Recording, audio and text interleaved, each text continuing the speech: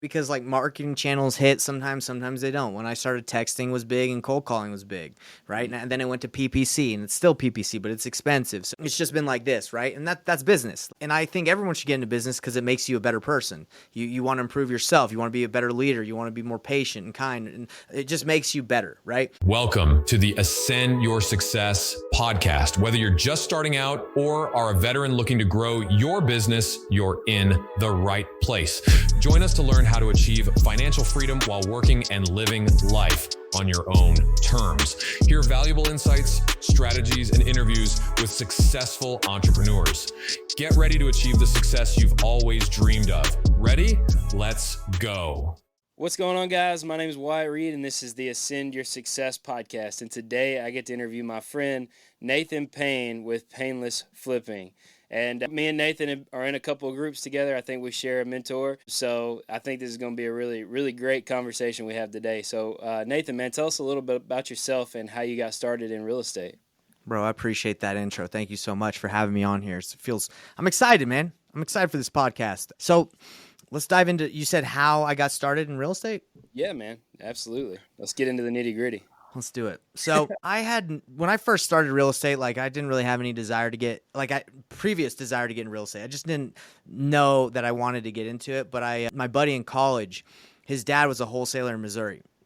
And my buddy in college was always trying to like do lease options and deals in college. Well, sold door-to-door in college. I sold Dish Network, satellite, door-to-door. And we would always try and get each other to work for each other. So like I'd be like, hey, man, quit doing real estate. Come work for me and make a lot of money. And he's like, come work with me. So anyway, didn't really get each other to come to our side during college, but after I graduated, I didn't want to do door-to-door anymore. I was like, I couldn't see myself being like an old man knock on people's doors selling stuff. So I called him. I said, hey, you still doing real estate? I need to make some money, and I kind of don't want to do that anymore. And he's like, yeah, I'm doing a tech job, because we ended up living in Salt Lake. We went to school in Idaho, but we moved our families after we got married. We were in Salt Lake, and he was doing tech, but he's like, I want to get into real estate. I was like, so do I.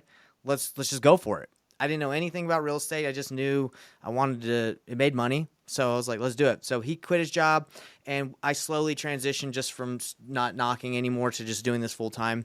And that was it. No knowledge, no understanding, didn't know what wholesaling was. It was just like, let's get into real estate. Dude, I think that's huge that you started off already overcoming that fear of rejection because you were a door-to-door salesman, right? I think that's something that everybody that's new, that's never been in sales before, goes through. And it's one of the things that I start talking about from the beginning is like, hey, you're going to get cussed out. You're going to, this is going to happen. You're dealing with people in sales. So, yeah, be ready for it, Bro, I've been rejected my whole life. Girls, I went on a mission for my church where I talked to people about Jesus for 2 years, got rejected for 2 years straight. No, you want anyone to come talk to you about Jesus? Most people are like, get away from me, right? So that happened, college, trying to get married, trying to find girls on dates, girls not being interested a lot. Obviously, you're not going to win all of them. You only marry one girl. So yeah, man.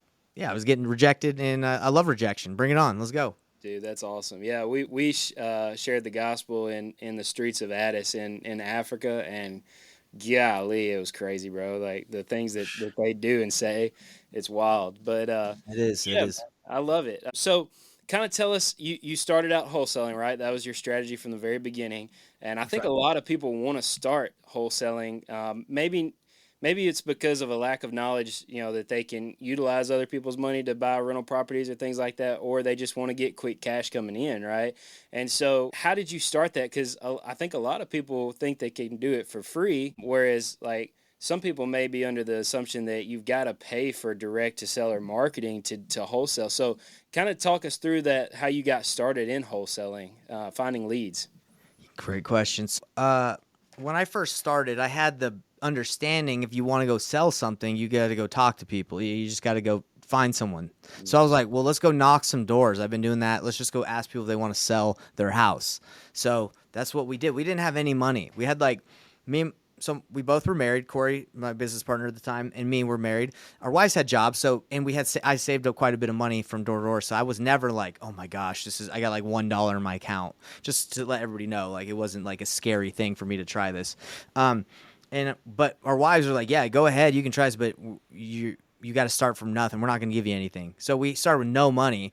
So we're like, well, what are we going to do? I was like, well, the free lead gen, let's go knock on some doors and call for sale by owners. So that's what we did. And after doing that and being scared to do it, like I was scared. Like, even though I'm saying right now, big and bad, like, oh, forget rejection. Like it sucks no matter what. You just have to go through it. So we started knocking doors, and then within a month we were like, this sucks. We're going to keep doing it, but it sucks. There's got to be a better way. So then we started reaching out to agents and brokers and realtors on our Facebook. We're like, hey, can we just talk to somebody who's doing this business? And we ended up networking with a broker who had a dream that he was wholesaling in Missouri. He told us, we went to his office. He's like, I had a dream, boys. I had a dream that I'm wholesaling in Missouri. I don't know why. And we're like, well, Corey's dad's from Missouri and he wholesales. Maybe this is meant to be. He's like, all right, this is what I'm going to do for you guys. I have this office. You guys can come and work in those 2 cubicles over there. I'll give you a Mojo dialer, and I'll give you a bunch of lists to call. He said, here's the expired listings list. Here's the phone book. Just call everybody. And we're like, okay. So that's kind of how we got started. Like, a broker was just like, hey, just make some calls. Any deals you get from it are yours when you wholesale, but get me some listings if they don't want to. That was where he was going to get money, right? He's like, hey, just freaking call. So he hired 2 free cold callers that were gung ho, right? And we went for it. So that's the beginning of the journey. Yeah, that speaks a lot into network and like just getting out there and talking to people. I just interviewed one of my students. He's 21 years old, and he just made a $220,000 assignment. Now he split that with his partner, so he made a $110,000 assignment. And his partner was a guy that he didn't even know, that just he had an accent, and he brought him a deal and said, hey, if you help me get this, I'll split it with you 50-50. So they didn't know each other besides like what they've seen on Facebook, and they done that amazing deal. And that just goes to show you, like you said, you've got to get out, you got to talk to people, you got to network with realtors, with contractors, with anybody and everything. You don't have to spend a lot of money up front to get into this game, right? Yeah, I just did an $86,000 deal because someone that I roll with in jiu-jitsu, I do Brazilian jiu-jitsu and I MMA and stuff like that. Somebody that I roll with that like blew out my knee like 2 years ago, like on accident, but he just like hurt my knee. We're just buddies, and he's like, hey man, I got a friend that wants to sell their house, $86K just from going to the gym. Yep. Everybody should know what you do. Like at all times, it don't matter if it's the milkman, the mailman, or person in Walmart. They should know what you do at all times. That's it. You just said awesome. So how did you transition from that first couple of deals into like, I know for me, my business model has changed a million times probably, right? So over the course of the last, how long have you been doing this? 6, 7 years now. Yeah, so since you got that first couple of deals, how has your business changed over the course of those 6 to 7 years as far as getting deals and strategies? Like, what does that look like? Oh my gosh, man. It's been a roller coaster ride, right? Because like marketing channels hit sometimes they don't. When I started, texting was big and cold calling was big, right? And then it went to PPC, and it's still PPC, but it's expensive. So it's just been like this, right? And that's business. And I think everyone should get into business because it makes you a better person. You want to improve yourself. You want to be a better leader. You want to be more patient and kind, and it just makes you better, right? So anyway, a lot of changes, and it will continue to change forever and ever. That's just how it is, especially with technology, AI, rules, laws. But I started out just getting deals myself. I was sourcing my own deals. Then we hired a team, and then we started getting like acquisitions, built the whole scaled, right? And then that got really expensive, right? Overhead was huge. And then interest rates went up, and we were flipping a lot, and then we got rocked. So then we went back to the drawing board, and at that time, my business partner, we parted ways because he's like, yo, this business sucks. And I was like, yeah, I still like it. I'll still do it. So then I transitioned to doing a really small team where it was just me and a VA, and we just did a deal a month, like 2, and I was making more money because I had like no overhead, no marketing than when I was doing like 10 deals a month. So it really just depends on what you want to do. Like if you want to build, if you care about having like employees and having like building something bigger, like a bigger team, sure. Is that hard? Yeah, it's hard. Is it hard to work for yourself? Yeah, sure, that's hard too. Everything's hard because it requires work. It just depends what model you want to run. So the model I run right now is like no overhead, no marketing, like VA, right? A CRM, some like really cheap stuff, and just doing a deal or two a month. That's it. And I teach people how to do this because the people I work with, they're not ready to build and scale and grow yet. That takes time. So we just get people their first or next deal and teach them how to like grow as leaders and entrepreneurs. Dude, I love that because I relate to it so much. We got in, we started doing deals, and then just blew up. Like you said, we had an office, we had utilities, Wi-Fi, we had Oh. 2 or 3 employees, and it quickly grew to like 30,000 a month, just to run the business. That's Right. not even paying yourself. And Exactly. so we were like hot and heavy, 5 to 6 flips at a time. We absolutely hated our lives. We were unhealthy. Our families were being torn apart. And it was crazy. So Exactly. we Yeah. hit this wall and we said, hey, we can no longer do this. Like, we've got to figure out a better way. And that's when we started like buying and seller financing. And, with the seller financing model, you get the down payment up front and you get cash flow, which is normally more than just a regular rental. And then, you don't have those responsibilities of being a landlord because they're buying the property, right? So Yeah. Love that, it. for us, that was the big change. And in like, now that we've got our cash flow right, you can't tell us nothing. Like, we ain't gonna do Exactly. do anything that we don't want to do, right? So I think you should always go into it with that open mind of, yeah, let's hit that goal, but let's take a step back and say, is this really what we want to do after we hit that goal? Do we want to scale it up more Exactly. or not? Yeah, essentially you're becoming an entrepreneur to free up your time. That's like why you want to do it, right? Some people want money, but money really just gives you more time, right? It should. That's my goal is time with my family. It's not necessarily like a revenue goal or like trying to be a multi like billionaire or anything crazy, own a tons of properties. It's really I want to be financially like good, set my family up and have time to spend time with my daughter, right? My family. Yeah, So yeah. it depends what model you want. Like if you want a big team, you want to be busy, sure, go ahead. And some people build that out and then they're like they are free. But I wouldn't say you start that immediately. You're not going to get there Right. immediately. Let me ask you this, because I've started asking this question here lately because it's something that I deal with a lot, and it's interesting to get other people's opinions on it. But for me, I hang out, and I'm sure you do too, with a lot of people doing a lot bigger things than you, and Yeah. they're doing different things, right?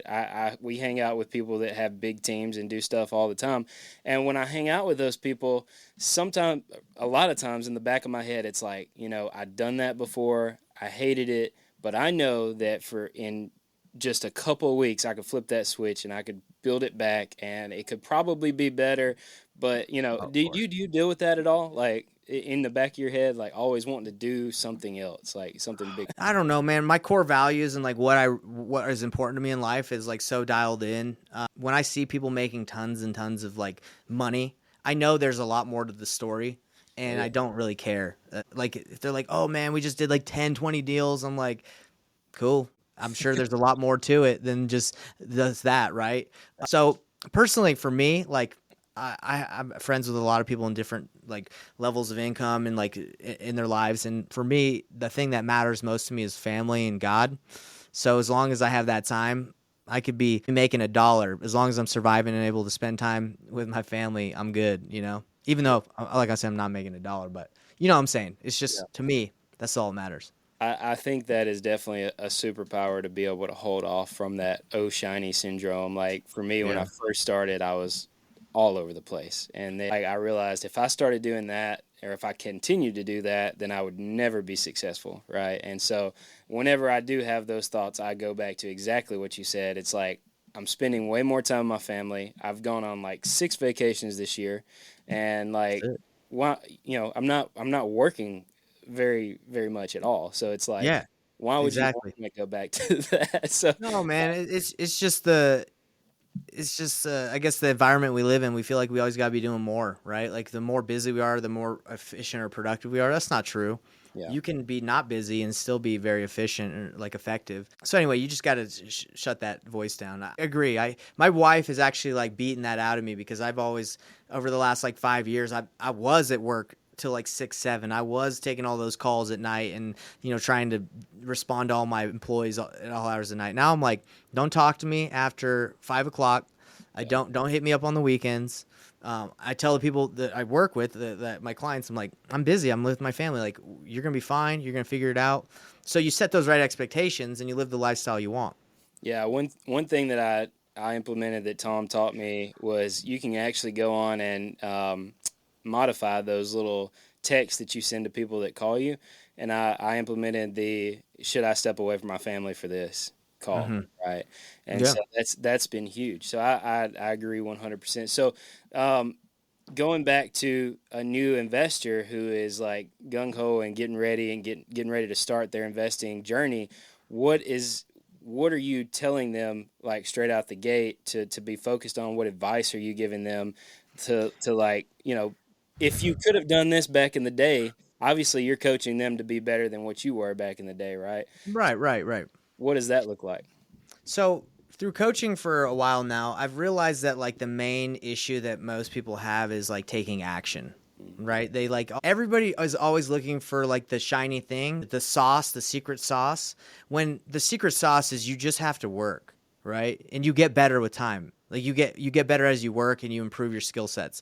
So when I get people in, I'm like, all right, we're gonna teach you how to work efficiently and effectively. Like let's set your goals. Like what's your life goal? What's like your goal this year? Like let's reverse engineer what you really want and let me show you how to get what you want. And it comes from consistent action. So my first like two, you could call them guides or modules to what I work with is like, all right, let's do your life plan and let's tell you how to do KPIs and how to accomplish that. That's the first thing I talk about because that's the problem. Most people like don't succeed in coaching programs. It's not because the sauce wasn't secret or like it wasn't good enough. It's because you look at their KPIs. They probably made 20 calls in the last like 3 months because they're scared.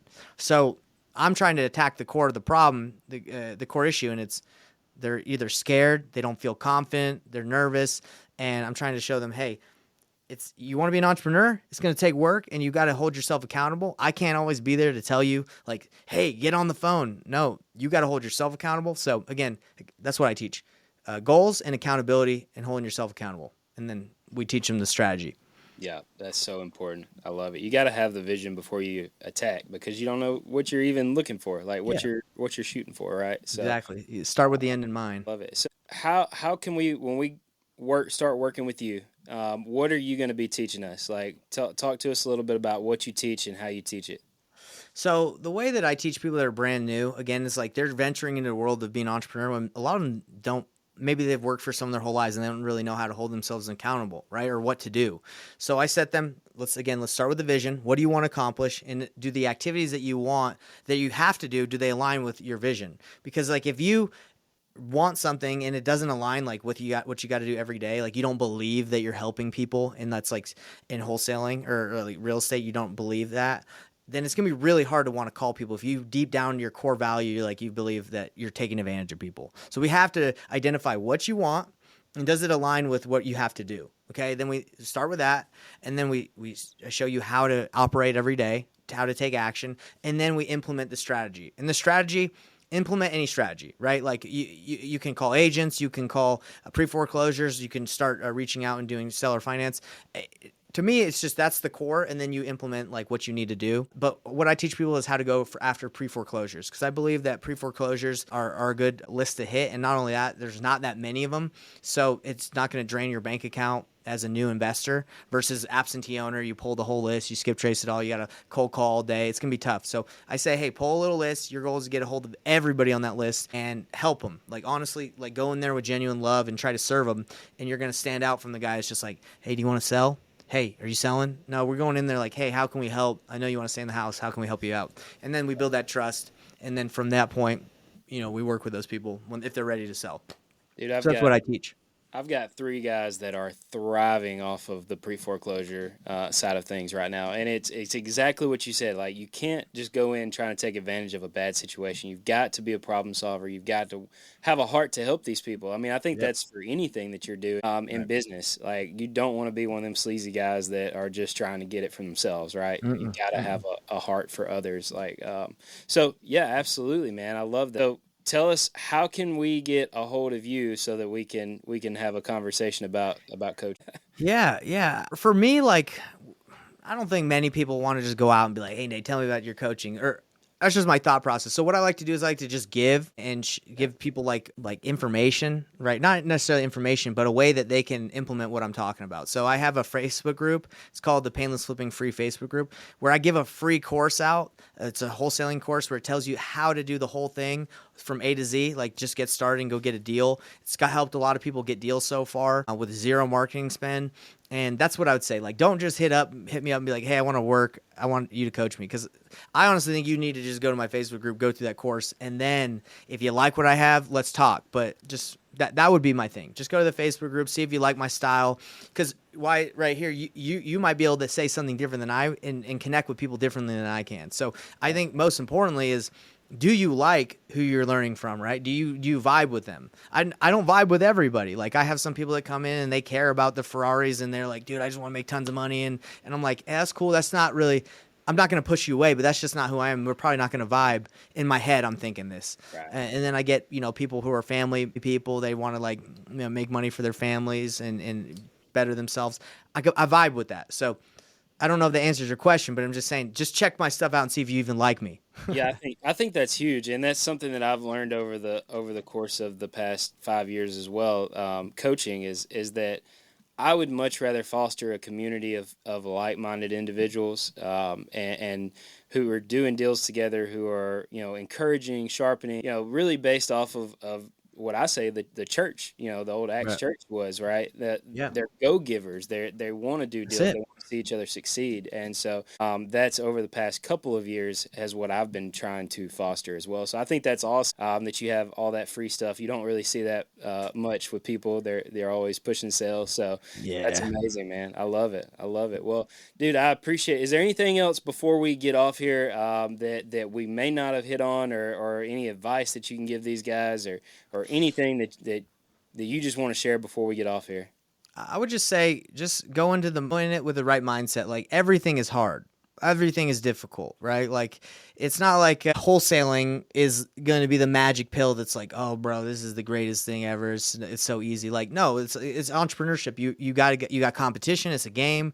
You're gonna have ups and downs, like we've had and we'll continue to have. Just go in it with the right mindset. It's like, I've chosen this path. I want to, work for myself. It's going to be hard, but it's going to be worth it, and it will be worth it. So just keep that in mind. Go into the right mindset. I love it, man. I love it. Well, thank you so much for being a part of this. We'll probably have you back too, because there's not a lot you can share in 20 minutes. So we'll definitely have more to talk about for sure. But man, I just appreciate you coming on and just sharing. Thank you, man. Thanks for having me on here. Absolutely. Hey, if you guys heard anything that you liked or that you want to have a conversation about, check out all the other podcasts. See if you're a good fit for us. If you think you may want to have a conversation with us, go to ascendyoursuccess.com. You'll have a conversation with me personally. I look at every single one of these applications and we just have a good conversation. But if not, I'll see you on the next one. Awesome.